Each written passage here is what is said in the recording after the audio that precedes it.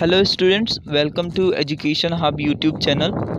देखिए स्टूडेंट्स, इसके पहले शॉर्ट वीडियो में आपने देखा था कि कौन कौन से लेसन्स हम क्लास 10th मैथमेटिक्स में पढ़ने वाले हैं। सबसे पहला जो लेसन था वह था वास्तविक संख्याओं का।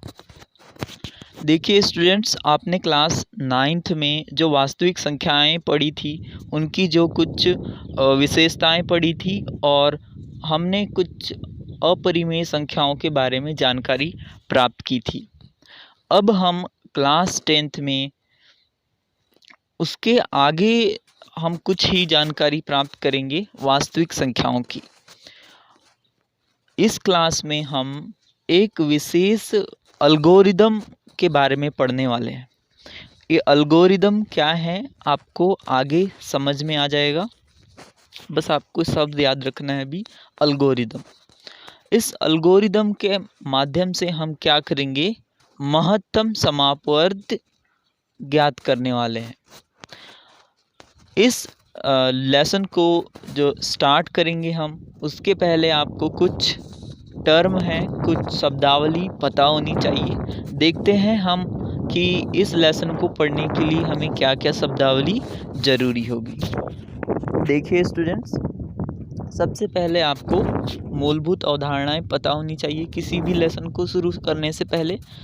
तो सबसे पहला कॉन्सेप्ट इस लेसन का है वह है वास्तविक संख्याओं का। इस लेसन को शुरू करने से पहले आपको थोड़ा बहुत वास्तविक संख्याओं के बारे में पता होना चाहिए, उनकी विशेषताएं मालूम होनी चाहिए। और हमें क्या पता होना चाहिए, 2-3 चीज़ें देखेंगे।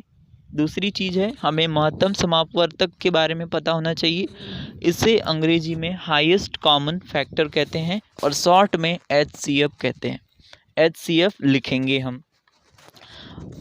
हमें जहाँ भी हाईएस्ट कॉमन फैक्टर लिखना होगा यानी महत्तम समापवर्तक, यह शब्द ना लिखते हुए हम वहाँ पर HCF शॉर्ट फॉर्म में लिखेंगे, जिससे कि हमें लिखने में सुविधा होगी। और भी 3-4 चीज़ें जाननी ज़रूरी हैं, देखते हैं वे क्या हैं। अगली शब्दावली है भाजक की। जब हम भाग देते हैं तो आपको पता होना चाहिए कि उसमें भाजक क्या है, भाज्य क्या है, भागफल क्या प्राप्त होता है। भागफल को अंग्रेजी में कोसेंट बोलते हैं और हम इसे आगे शॉर्ट में लिखेंगे Q।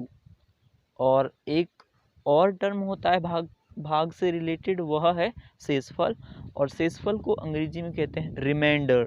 रिमाइंडर को हम मतलब शेषफल जहाँ भी आएगा उसे हम स्मॉल r लिखने वाले हैं।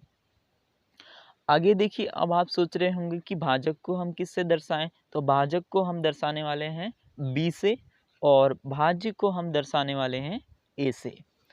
और एक शब्दावली आपको जाननी जरूरी है इस लेसन के लिए, वह है यूक्लिड विभाजन एल्गोरिदम, यूक्लिड डिवीजन एल्गोरिदम।